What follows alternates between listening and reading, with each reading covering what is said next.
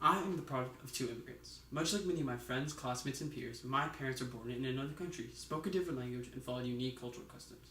Although many of our parents grew up in a completely different world, they all emigrated to the United States to find prosperity. Prosperity in the form of freedom, employment, education, and in some cases, survival. And in that prosperity lies the cornerstone of American principles. Succeed not in spite of your race, color, and ethnicity, but rather succeed while embracing those qualities. However, our current political climate is not emblematic of those values. We must take all actions to protect both documented and undocumented immigrants. This begins with establishing California as a sanctuary for illegal immigrants. As of today, California lawmakers have proposed a sanctuary state bill, officially known as Senate Bill 54, which aims to severely restrict how much local law enforcement can work with Immigration and Customs Enforcement, also known as ICE. The current version of the bill would kick ICE and U.S. Customs and Border Protection out of local jails and restrict their access to some state databases. It would also ban state agencies from asking and collecting anyone's immigration status. Police departments and sheriff's offices still would work with ICE and Customs Border Protection on multi-agency task forces, which sometimes result in deportations.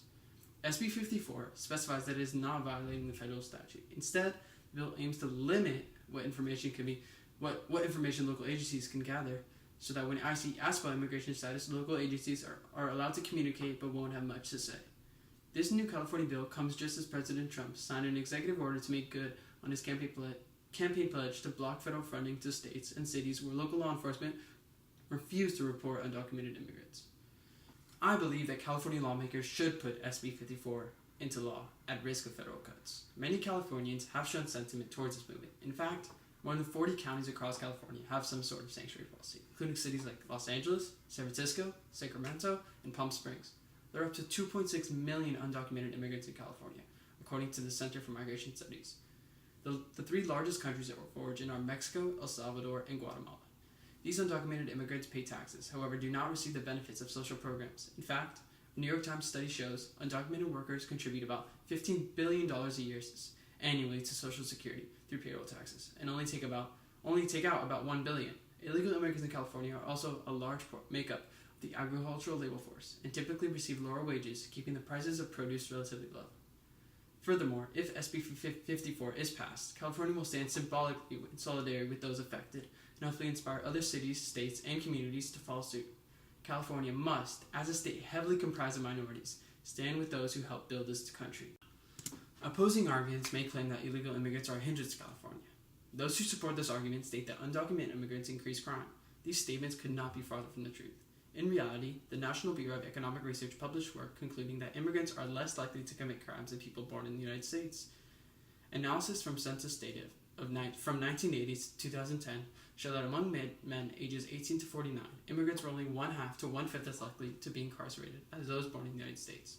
Across all ages and sexes, about 7% of the nation's population are non-citizens, while figures from the Justice Department show that just about 5% of inmates in state and federal prisons are non-citizens.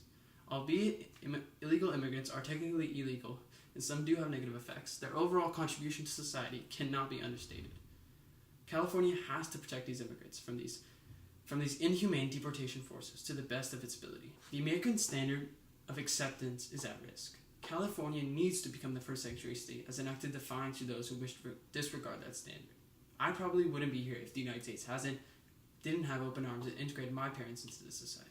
I hopefully, along with some of you, look forward to the intellectual war that will take place across our political landscape over the coming years.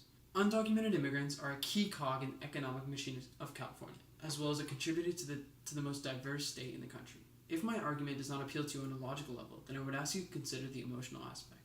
These are human beings at risk. By showing a cold shoulder, we are diverging from our roots. Compassion is what makes us human, and we do not get to pick and choose when we show that compassion.